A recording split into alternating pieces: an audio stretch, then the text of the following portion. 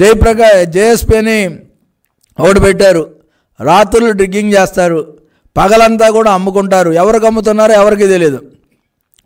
ఈరోజు ఇసుక కుంభకోణంలో ప్రేమరాజు లాంటి యువకులు వీళ్ళని నమ్మి రైలు పట్టాల కింద తలపెట్టినటువంటి పరిస్థితి చూస్తూ ఉంటే ఈ రాష్ట్రంలో దోపిడీకి కాదేది అనర్హం అన్నట్టుగా ఉన్నది.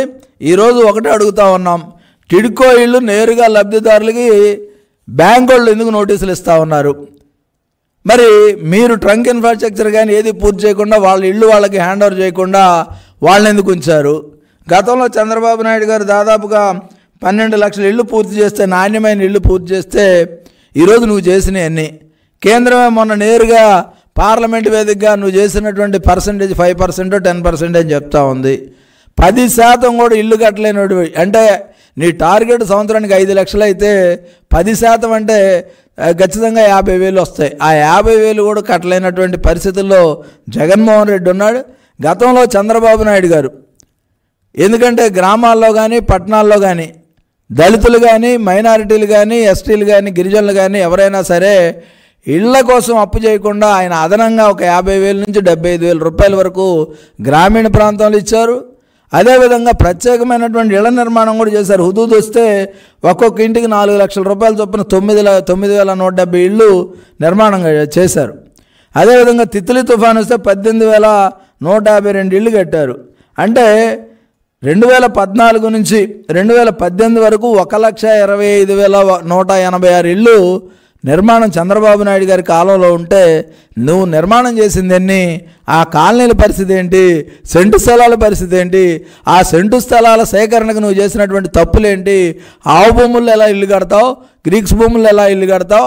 ఇక బలవంతంగా లాక్కున్నటువంటి దళితుల భూముల్లో ఏ విధంగా కడతావని జగన్మోహన్ రెడ్డిని ప్రశ్నిస్తూ ఉన్నా. జగన్మోహన్ రెడ్డి అధికారంలో వచ్చిన తర్వాత 10 ప్రకృతి విపత్తులు జరిగాయి.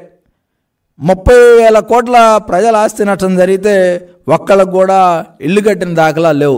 అదే చంద్రబాబు నాయుడు గారు అయితే 3,669 కోట్ల రూపాయలు ఖర్చు పెట్టి ఏదైతే హౌసింగ్ ప్రత్యేక శ్రద్ధ పెట్టి ఆయన చేసినటువంటి పరిస్థితి ఆ రోజు ఉంటే 1,66,000 పైగా కట్టారు. ఈరోజు నువ్వు మొత్తం కలిపి 50,000 ఇళ్ల నిర్మాణం కూడా చేయకుండా ఉచితంగా కట్టిస్తానని చెప్పి మోసం చేసి పేద ప్రజల్ని ఏ విధంగా అప్పుల పాలు చేశావు? వాళ్ళు అప్పుల ఊపిలో నుంచి రాకుండా ఏ విధంగా చేసావు అనేది జగన్మోహన్ రెడ్డిని అడుగుతూ ఉన్నాం. అంతేకాకుండా కొత్తగా ఇంకో నెల 2 నెలల్లో ఆయన అధికారం పోతూ ఉంటే జగన్మోహన్ రెడ్డి గారు పాపం డిఎస్సి పేరు మీద హడావుడిగా చేస్తూ ఉన్నాడు. వాళ్ళకి ప్రిపేర్ అయ్యేటటువంటి ఛాన్స్ కూడా లేదు. ఎక్కడ వాళ్ళు కనీసం చదువుకోవాలి, టెట్ రాయాలి, టెట్ రాసిన తర్వాత మళ్ళీ ప్రిపరేషన్ టైం ఉంటుంది. ఆ ప్రిపరేషన్ టైం కూడా లేకుండా ఈరోజు ఒక అమ్మాయి డిఎస్సి ప్రిపేర్ అయ్యే అమ్మాయి హార్ట్ స్ట్రోక్ వచ్చి చనిపోయినటువంటి పరిస్థితి ఈ రాష్ట్రంలో ఉంది. నిరుద్యోగ యువత కలత చెంది ఆందోళనతో వాళ్ళు ఆరోగ్యాలు పాడు చేసుకొని మరణాలు వైపు వెళ్తూ ఉన్నటువంటి పరిస్థితి చూస్తూ ఉన్నాం. జగన్మోహన్ రెడ్డి నీ వల్ల కాదు డిఎస్సి తీయటం అనేది. డిఎస్సి అనేది వచ్చే కొత్త ప్రభుత్వం చేస్తుంది, అది తెలుగుదేశం ప్రభుత్వం చేస్తుంది. ఆ రోజు 50,000 పైగా ఖాళీలు ఉన్నాయని చెప్పి నువ్వు ఈరోజు 6,000 పరిమితమై అడావుడికి ఎందుకు చేస్తున్నావు అని అడుగుతూ ఉన్నాం.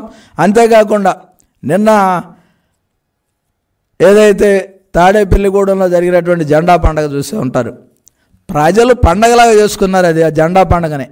ఆ జెండాను చూసిన తర్వాత ఇరు జెండాల కలయికతో ఈ రాష్ట్రం మార్పు కోరుకుంటా ఉంది.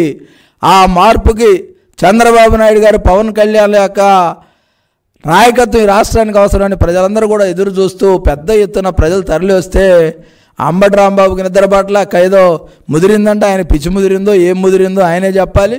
ఈ ప్రభుత్వానికి నిద్ర పట్టని పరిస్థితుల్లో కలవరింతలో నిద్ర ఎక్కువ రోజులు పట్టకపోతే కలవరింతలు వచ్చేసి రాత్రులు ఏదేదో పరాగ్గా మాట్లాడే పరిస్థితి ఈరోజు మంత్రులకు కానీ వైకాపా నాయకులకు కానీ ఉంది.